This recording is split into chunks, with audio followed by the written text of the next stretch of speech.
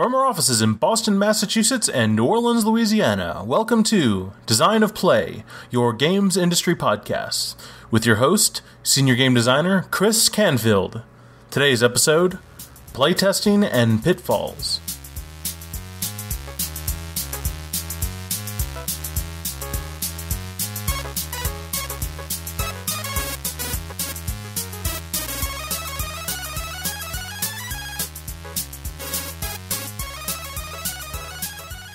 So years ago, just as we were about to launch Rock Band, our disc was gold, it was about to go to manufacturing, we were all happy with it.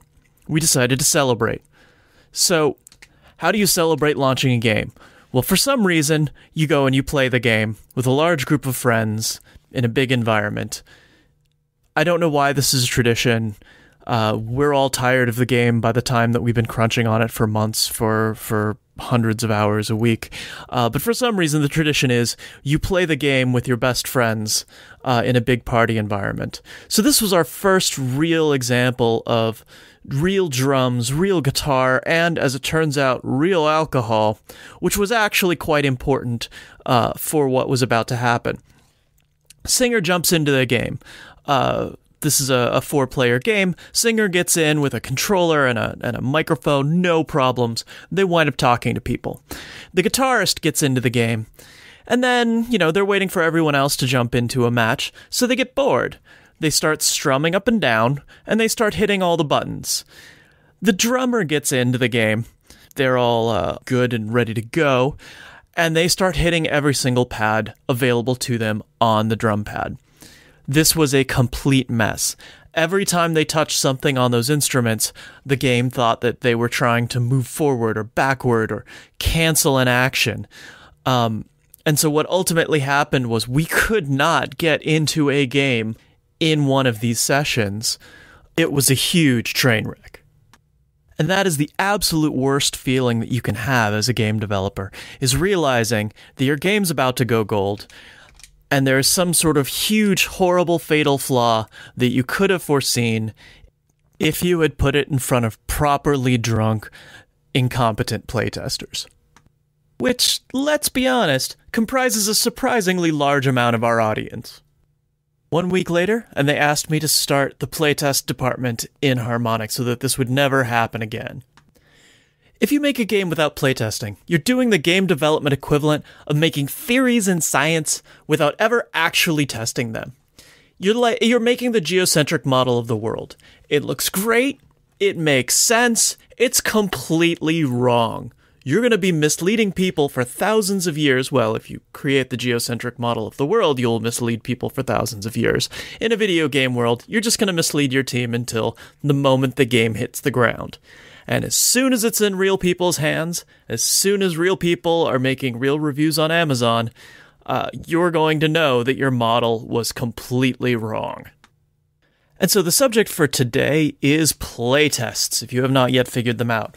They're core to video game development, they're core to everything that we do, and yet we keep winding up doing them so wrong.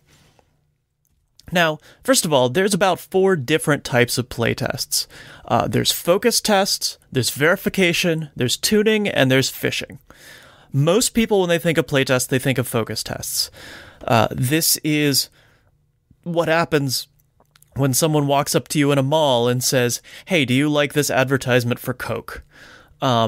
Do you like this? Would you buy this? Is this something you're interested in? Or is this name better than that name?" That's a focus test. That's the most common conception of testing, but it's actually the least actual playtesty. Playtesting, generally what you're looking for is how the player responds to your game. So the second type of playtest is to verify or falsify an idea. If we change this type of button, do more players get past this point in the tutorial? Are there any dominant strategies? Is there any way that when we change around this interface, do drummers actually get into the game, or are they still batting every button like a crazy drunk monkey and making problems for everyone? This is a very clear, you know what you're trying to do, you know what you're trying to verify or not. Hey, we have an A, we have a B, how does this change things around? Third type of test, tuning test. That's when you have people play through a level and are like, oh, okay, 50 people played through level 2. They all survived with absolutely no challenge. They seemed like they just dominated. So maybe we should make level 2 a little bit harder. Oh hey, we get to this point in the game and everyone falls off. There's a level in Field Runners 2 called Bizarre Bazaar, where we introduce the concept of bridges. We thought it would be simple, we thought it would be easy.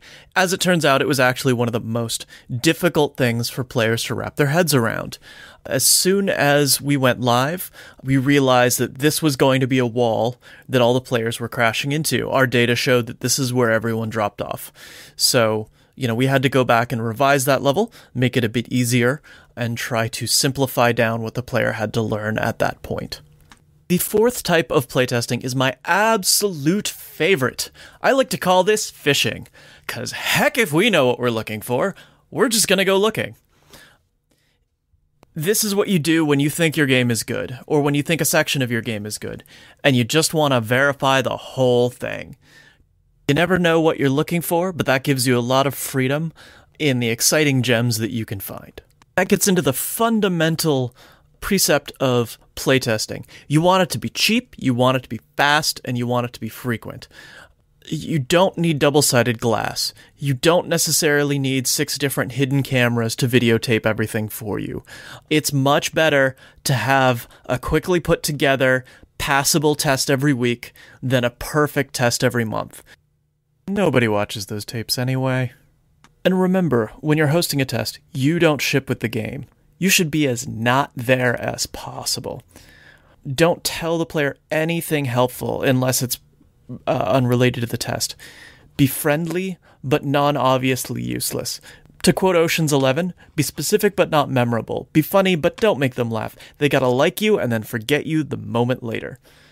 Now, if the player gets truly stuck, it's okay to mark down that part of the game as a part of the game that has to be addressed, and then ask them about their thinking process. And then feed them little bits of information that you can. Look for that aha moment, that one piece of information that they're missing. Write that down, and that's what the game will have to give them when they get there. And for God's sake, don't wear a lab coat.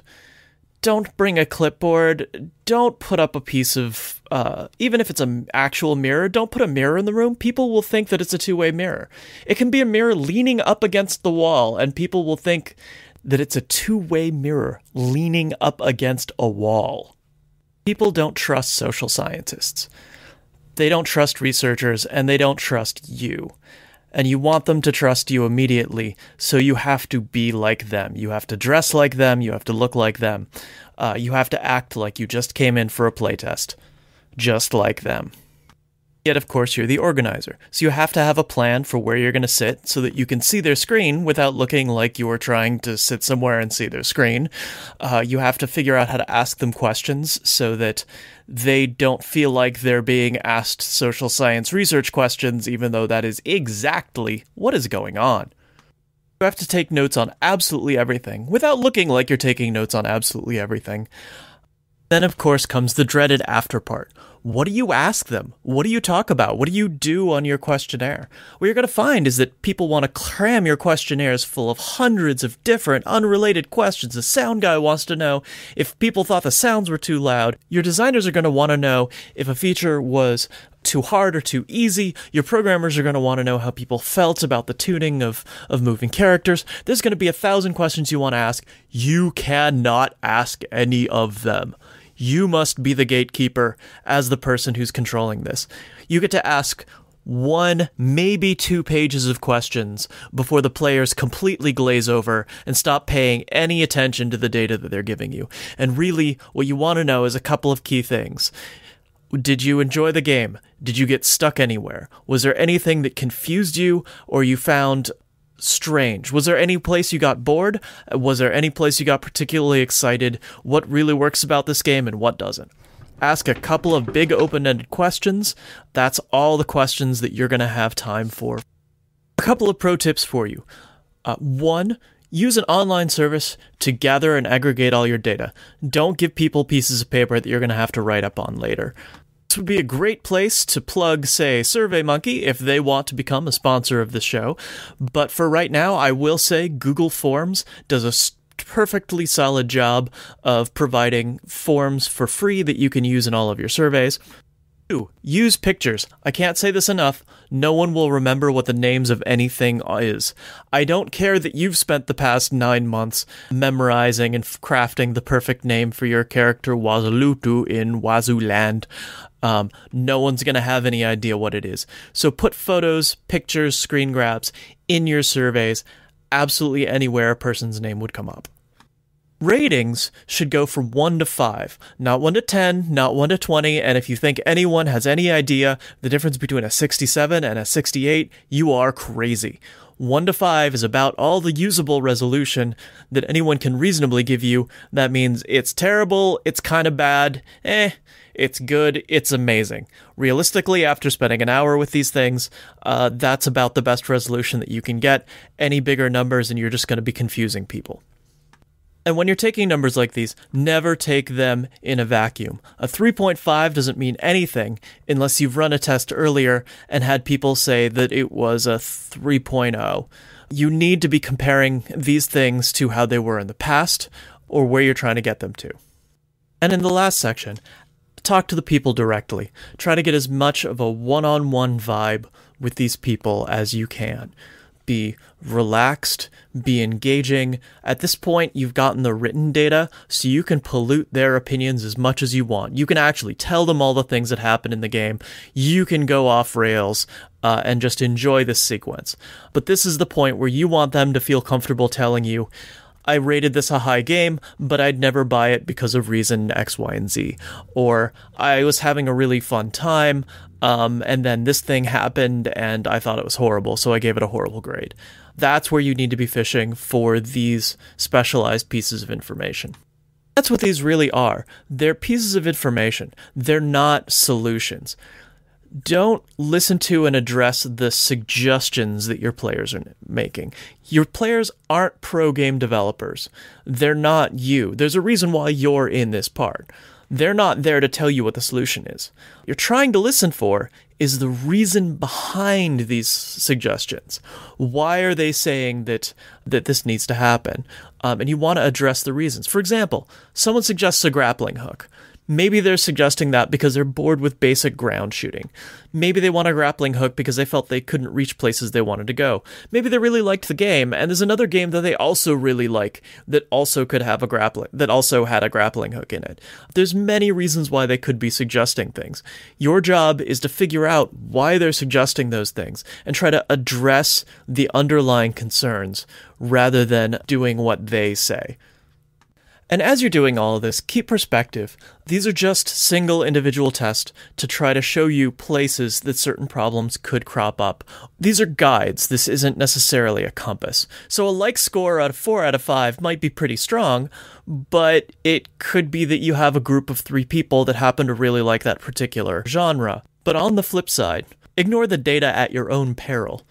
At Harmonix, we had a drum set in our main living room area, and partway through development, that the kick pedal snapped in half. We figured this was just a fluke. All of the rest of us had drum sets and pedals, and none of us had any problems with it. Unfortunately, the moment we hit the market, many drum pedals wound up snapping in half for reasons that were not apparent to us at the time. As it turns out, if you know what you're doing as a drummer, you play with your foot either flat against the pedal or pressed up against the very end of the pedal. If you don't know what you're doing with the drum pedal, you actually play with it as if it were an accelerator pedal on a car, which is to say you put the pressure in the middle of the pedal, in exactly the right spot to snap it in half. So unfortunately, we ignored that particular piece of data from the testing sessions that, this snapped in half and we didn't know why, so maybe it was just a fluke. As it turns out, it was really not a fluke, and it wound up being a massively expensive problem to fix. And it can go very, very wrong. In 2008, my fabulous playtest partner Jillian Thrubideau and I were trying to do too much with too little. We were just spread too thin to pay attention to everything that happened. We were running about 8 playtests simultaneously with 12 different people in 8 different rooms on a very tight time crunch. These people came in to help us, but we threw them into rooms and ignored them. We were grinding our fans into tuning data. And sadly, our fans turned against us. That time, one of the playtesters took photos of the set list with their cell phone, and they leaked our entire secret game online. It was terrible. I don't know if you know this, but secret information is basically the only weapon you have in the war to get press. And so when secret information like this leaks, that means your entire press plan goes away. You have to spend many millions of dollars more in marketing dollars to make up for the fact that you just can't get press anymore. With a leak that big, I bought the playtest department, all 2 of us, a pack of cigarettes. Now, neither of us smoked, and neither of us wanted to, and no one out there listening should, but we both needed to do something to relieve the tension. And nothing seems more self-destructively relieving in liberal Cambridge than smoking. Long story short, I had 1 cigarette, and my partner started a life of smoking from which she has never recovered. Playtesting killed my coworker with cancer. Eventually. Presumably, she doesn't actually have cancer yet or anything. Now, caveat to that story, we didn't actually get fired for that slip-up, because another part of the company accidentally leaked a different version of the game that weekend also. It was a really bad weekend for all of us. Hopefully you're having a better weekend than that. Tell us about it, or your thoughts on this show. You can reach us at Design of Play on Twitter, or me at Chris_Canfield on Twitter, or email me at chris@chriscanfield.net. Today's podcast was brought to you by It's Okay Coffee. How's your job? It's okay. And also brought to you by Sleep, that thing you used to do. Further consideration by your family, who would like to remind you that they exist and there are limits to their consideration. And of course, this would be impossible and pointless without the support of you, our listeners. This has been Design of Play. Thank you for playing.